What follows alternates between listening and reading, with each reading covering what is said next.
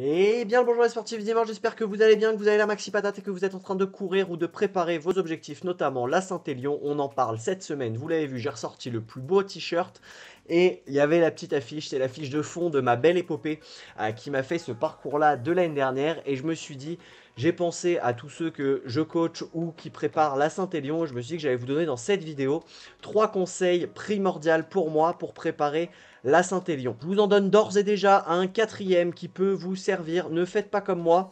Prenez un t-shirt à votre taille. C'est vraiment le meilleur conseil parce que là, c'est un peu serré quoi. Je pensais rentrer dans le duel, mais je peux pas. Voilà. Bref, prenez un t-shirt à votre taille. Je commence par la fin. C'est le quatrième conseil, sûrement le plus utile.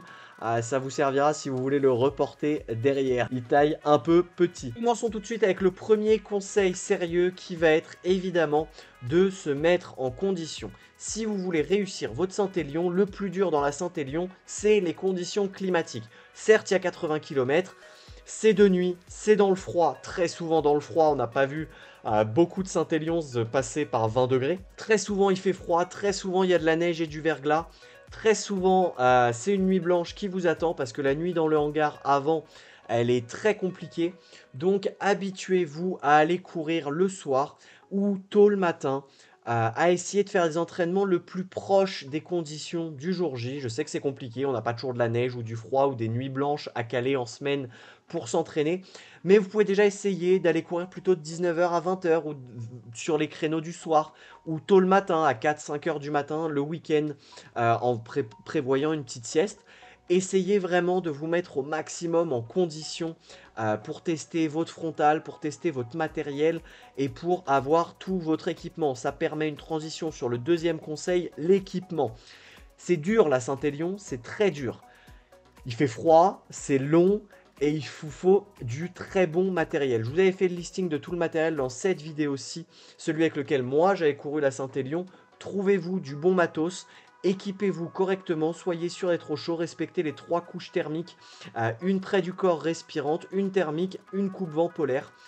Par-dessus, c'est les 3 couches qui vous permettront d'être au chaud quasiment tout du long. Évidemment, des gants, des chaussettes waterproof, un bonnet. La totale pour avoir chaud, le bonnet indispensable, 20% environ des pertes thermiques par la tête. Les mains et les pieds, si vous commencez à avoir froid, ils seront jamais réchauffés. Donc couvrez-vous, soyez prêts à avoir chaud. Et il vaut mieux avoir trop et être trop couvert et se découvrir pendant la course que l'inverse, avoir froid et être frigorifié, ça peut être une raison d'abandon. Et choisissez très bien votre chaussure, une grosse chaussure de trail avec une excellente accroche peut être judicieuse sur le début du parcours si le terrain est bien gras. Si c'est un peu verglacé, pourquoi pas, mais la fin est quand même, il y a énormément de béton ou de parties de petits sentiers de campagne assez, voilà, c'est lisse en fait. Il n'y a pas de gros pierriers ou de trucs casse-gueule. C'est pas forcément judicieux de mettre tout sur le crampon, mais plutôt sur une chaussure un peu souple, qui soit pas trop dure sur du béton quand vous courez, quand ça tape, parce que le bénéfice que vous perdez à pas avoir, alors évidemment qu'il faut une petite accroche, mais il faut trouver ce bon compromis entre une chaussure qui accroche et une chaussure qui peut faire de la route.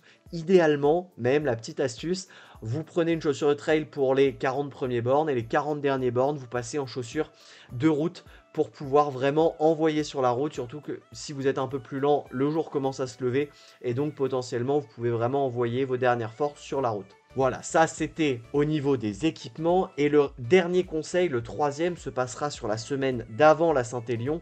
Dormez bien, le sommeil est vraiment crucial sur ce genre d'épreuve. Entre le froid et la nuit blanche, vous allez être foncièrement fatigué, une grosse fatigue pendant la course. Généralement vers 4h, 5h du matin, vous allez avoir un coup de barre.